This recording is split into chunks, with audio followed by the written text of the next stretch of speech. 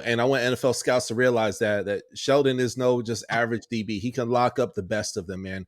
Get him on your NFL roster now. What's going on, everybody? Welcome to another episode of the Touchdown with Doug Smith, one of the best NFL draft series on the internet. We bring you everything from guys from day two, a whole lot of day three, and some UDFA players. And I got a guy who's very, very worthy of getting drafted. I want him on your radar, on your sonar detector of great players in this year's draft. The dude, a little bit about him, so I'm gonna let him introduce himself here momentarily, and I'll shut up and stop speaking in a sec. But this guy, turn on the tape and it does not lie. It tells no lies. He was one of the leaders in tackles over at UCF, but before that, he was at Eastern Tennessee and was a legend over there knocking helmets off. So it's pretty cool to see him ball out at a smaller school and go to a much larger school and repeat what he did. Again, watch the tape. It does not lie, as the highlights play down below. But ladies and gentlemen, we're going to get into the man, the myth, the legend. Ladies and gentlemen, UCF defensive back 2025 NFL draft prospect, Sheldon Arnold. Sheldon, how are you doing today, man? I'm doing great, man. I'm doing great. I appreciate that intro too, man. That was dope right there. Appreciate that. No doubt, Appreciate man. you having me, man. Anytime, bro. Anytime. Dude, SoCon is no joke. We're going to get into your beautiful piece of work at UCF, but you started college football over at Eastern Tennessee, right? Yes, sir, I did. Yeah, so I started my career off at ECSU 2020. Graduated. That's my graduate year, and then we had COVID. But yeah, that's when I first entered ECSU. That's cool, man. Dude, the SoCon has some really good football there. Like, there's guys who are better than some guys who play at bigger schools like Clemson and Kentucky and Alabama. Like, there's some really, really, really good players, man. So, dude, congratulations on all your success, man. Taking a look in here at the stats, bro. 2023, 87 total tackles, man. 4 interceptions, 3 fumble recoveries. You seem like a really friendly guy, by the way. The type of guy you'd want your daughter to go on a date with. But you play with pure hatred in your heart on the field, and I love it. And then you went to UCF, and some guys, they make that transfer and they don't stay consistent with the stats, man. And you still had 40 solo tackles and an interception, bro. Man, you are a hard worker. Talk to me about this, about your legacy, man, and what you want to be most remembered for. Yeah, so I really want to be remembered as a great person, first and foremost, as somebody that younger kids can look up to and work towards. You know, being a motivation for kids and being an influence to a generation in Loganville High School and this area that I'm from is really that's something I've been wanting to do since I've been a kid. I grew up being a coach's kid at Loganville High School, and so that's something I want to work towards. You know, get my jersey retired one day, maybe something like that. You know, turn the whole city up. Oh, then you mentioned your dad was a coach. Was this in high school or was this in Pee Wee? Yeah, he was my coach in high school. He coached me all 4 years in football and like the sports and stuff like that. At Pee Wee, he was more so like helping out, I would say, because like he would just go to the games, watch me play, and then we just work on the things that he saw, kind of from an outside perspective. Really Love it, man. And did you always play secondary, or did you ever play any other positions? Or? Yeah, so I was really good on offense when I was younger, like really good. I don't know if a lot of people know that. And in high school, I was pretty productive on offense too, like my junior, senior year. So I feel like when I get the ball in my hands, I really can do something with it. I mean, you turn on the tape, you can kind of see that I can do something with it. So, I did play a little bit of offense, play some running back, wide receiver. So I also played quarterback a little bit too, but. Love that, man. It seems that, like, obviously you dominated at being a secondary, a defensive back in college, but you have the knowledge of quarterback, running back, receiver, all these different positions that you played. Who are some players you modeled your game after growing up? Growing up, my favorite player was Danian Thompson. Like when I was playing running back when I was younger. Yeah, man, OG. Loved his game, loved how he played. And then, but yeah, growing up, that's definitely who I was looking up to. That's awesome, man. That's awesome. Yeah. Dude, it's been a long off season, man. This draft season, you've been very active, man. Congratulations on getting selected for the Tropical Bowl. That's no easy feat. Talk to me about the process, man, and what it was like playing in that bowl game. Yeah, so for me, I was more so getting back in the rhythm of things without my hand. So I broke my hand in the season, and I was just trying to make sure I get back in the rhythm of playing without club or anything on my hand, like playing freely again. So it was good for me to get out there and feel healthy again, go out there and ball out, and kind of show what I can do. So I felt like the process, like leading up to it, was just a lot of DB workouts, a lot of skill movements, making sure everything was working the way I wanted it to work, so I could show up and produce on the field. Love it, man. Now, you being a secondary, I got to ask you, man, what were those practices like at UCF? You're going up against RJ Harvey, KJ Jefferson, Kobe Hudson. That like you guys have some ballers on offense, man. And then, of course, on defense, there's just as many dogs as well too. Ricky Barber, man, painted me a picture, man. What was a daily practice like over there at UCF? Yeah, so we started off like I guess we warmed up. Of course, we always warm up. Then we did a little team. Sometime, most of the time, we did a little team, like maybe red zone or something like that to start off 2 point play, to start off kind of fast, and then we would go like indie and things like that. That we would really work as a team, and then also the scheme for the week was really most of the practice on the back end of the practice, probably about an hour or so, 45 an hour or so, is really getting ready for the team you're playing the next week, kind of prepping for that. But that's really what it was for then. I mean, we had some team things really in the season, but not really as much as it was in fall camp. In fall camp, that's really where you get to compete with everybody and kind of see where the chips fall and like how things go. And it was good to be around a lot of high level guys because, like I say, I'm a high level. I feel like I'm a high level competitor, and I wanted to play at the highest level. I wanted to be challenged and to be going against somebody, you know what I'm saying, that's going to bring the best out of me. So. I love it, man. What were some of your favorite matchups throughout the college football season, man? You put up some really good stats this last year. I know you said you had a banged up hand, but man, you played really, really great throughout the year, man. What were some of your favorite matchups?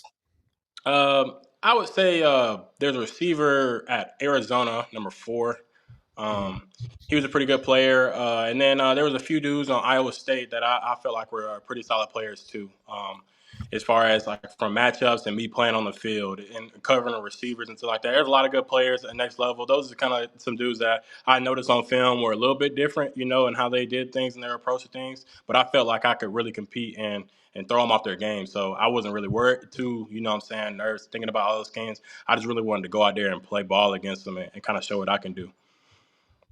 Ooh, I love that. I love that. Yeah, Arizona, man, they got some ballers. I think you're talking about Tatairoa McMillan. Yeah, Yeah. that's his name. Yeah, I Man, couldn't yeah, say it. I don't know how to say no, you it. good, you good. I've been watching him for the last 2 years, man. Since the bowl game in the 2023 season is when I first heard of him. And I'm like, yo, is he going to draft this year? Man, that's like the guy's like a top 10 pick. So what was it like guarding him, man? He's probably the some would say the best receiver, top three best receiver in this draft.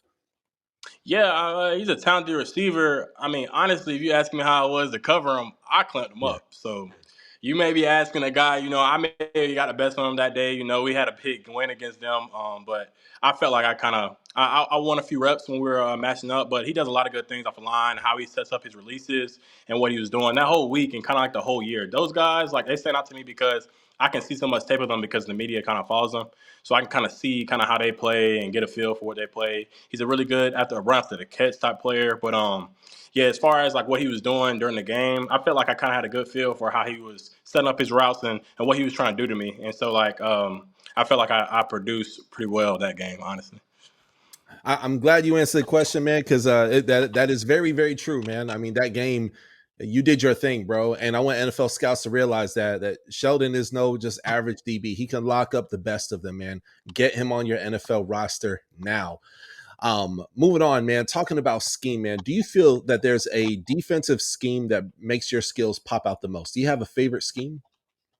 I would say the 4-2-5. It kind of allows you to play more freely. I was in a 3-4 defense at ETSU, and I was snapping. I mean, I had 87 tackles that year. Probably could have been a little bit closer to 100. If you ask me, it's kind of on my fault. Little mistakes, a couple missed tackles, but I feel like that defense really kind of set me up to make a lot of plays. The 4-2-5 also can do the same thing, depending on how it's structured and depending on play call and personnel on your team and on your defense. It'll kind of show how you'll be able to make plays as well. But I feel like I'm pretty comfortable in the 3-4 and the 4-2-5. I haven't played in the 3-3-5 as of right Okay. now. So I love it, man. And that's good, man, because it shows your adaptability and how you balled out at UCF, even locking down the best receiver in college football, or at least the top two, top three, depending who you talk to. And then you balled out when you were at the SoCon as well, too, man. So, how well are you when it comes to picking up playbooks, man? Are you pretty quick at learning them? Or? Yeah, I kind of understand the game at a really high level. Playing quarterback in high school really kind of helped that. I played quarterback in high school, kind of my freshman. I didn't play football my sophomore year, fun fact, and then my junior and senior year. But I played quarterback pretty much all three of those years, and I was a running back when I was younger. So it's kind of like on the flip side of things. I'm a football player, so I'm thinking about it from the flip side. Running back, I see how the holes are going to develop. I kind of know what they're kind of doing because I was naturally a running back, and then you turn around to being a quarterback. Now I understand route concepts and how quarterbacks are trying to read and necessarily pull defenders, pull flat defenders, and zone coverages. What's something that maybe a look in like a man coverage or a blitz or something like that, hots, things like that, really helped me have a full understanding of the game. I love that, man. I love that. Hey, Coach Sheldon, man, is preaching today. I love it, man. I love it. Man, talk to me about you got draft day, man. It's literally, I'm looking at the calendar here, 3.5 weeks away, man. How have your interviews been going with teams so far? It's been going pretty well. I interviewed a lot or a good amount at Tropical Bowl. Yeah. And so things have been going well since then. I've just been working, keeping my head down, making sure I'm working hard. And, I ran well at my Big 12 Pro Day. So I'm looking forward to what the future holds for me. Nice, man. What were some of your stats on the pro day, man? And what was that experience like? Yeah, I ran 4.48. I ran 4.48. I got between a 4.48 and a 4.52 is what they kind of measure me at the That's good. combine. My second run was a little bit faster than my first one, and then I benched well. I think I had like 14 on bench, and then the skill drills and stuff like that I did pretty well on too. And so I think I had a pretty productive day. I love that, man. Man, I want to ask you, man. So watching the film, you're a scrappy player, man, and you're very instinctual as well, too. Very instinctual. Like you again, having that knowledge of other positions, you're able to see, like, hey, I'm anticipating the ball going to be here. Hey, you know what? I'm going to drop my shoulder and lay this dude out and not make a business decision to make it happen. Man, do you have any like pregame rituals or anything like that you do before the game? I mean, I'm kind of really relaxed. Like when I'm out there playing, like I kind of see the field. When I'm out there, I'm really comfortable. I'm not really thinking about much. I'm kind of like my whole mind is kind of clear and just focusing on the task at hand and really what I want to do. Like things I take into the game are like, okay, so every play is a new play, of course, and really to be prepared to do that play. So like safety position, you got to be ready to communicate, looking at formations and like that. That kind of keeps me in tune in the game. I don't really get to do too much. Like I see the call, like I'm looking immediately at what they're doing and what the offense is doing, ready to communicate to the corners and things like that about what's going on. And so, with all that kind of going through my head, processing quickly, what I'm thinking about when I'm going to the plays is focusing on being a lead at my job. Like, if nothing else fails, just be a lead at what you're doing and go out there and produce. You know what I'm saying? Yeah. I love that, bro. I love that. I mean, what are some things that like an NFL team can do for you in your development? Rookie year in the NFL, you get selected no matter what round or UDFA or wherever it is you may fall and land at. What's something that's important to you in your development as a player? Being around guys who love the game, that's really important to me because you'll pick up so many things from people around you who are having that kind of same goal, same kind of mindset, going to the same direction. I feel like if I can get in a room with guys who really buying into what they want to do as far as producing and being those high level players, being an NFL player, I'll just pick up and learn because I'm such a I can visually see it. Once I visually see it, I'm like, okay, I see how this works. I can kind of go back and kind of go from there and start developing that way. And so, like being a visual learner, being around guys that are vets and that have been doing it for a long time will definitely benefit me. Like in the college environment, I was that person for the room most of the time. Like like somebody who really loves the game, puts a lot of energy into it, and so people love that, and they see that, and every room I've been in kind of like buys into the standard of what we're gonna do when we go out into the field. Like this is not a game. Like, of course, it's a game. You know what I'm saying? We're out there to have fun, but really, it's not a game. It's out there. We're trying to go out there and dominate, man. Let's go out there and get a name from ourselves for what we do on the field, and then afterwards, let's be a great person. You know, yeah, Yeah. it's something that I kind of like, and that's really kind of a little insight on, what I'm saying, the room and how I kind of see it. Man, I love it. You literally took the next question from me, man. I was asked, what kind of leader are you, and how will that contribute to an NFL locker room, man. You was looking at my sheet, man. I love that. Yeah. I love that, dude. Like, there's even if they have a full DB room, there's no way that they cannot benefit from having you on the team. You know what I mean? You are a contributor. You look at your track record. Tape doesn't lie. You played in two different defenses. You're adaptable. It's a great overall human being, man. You know what I mean? So that's awesome.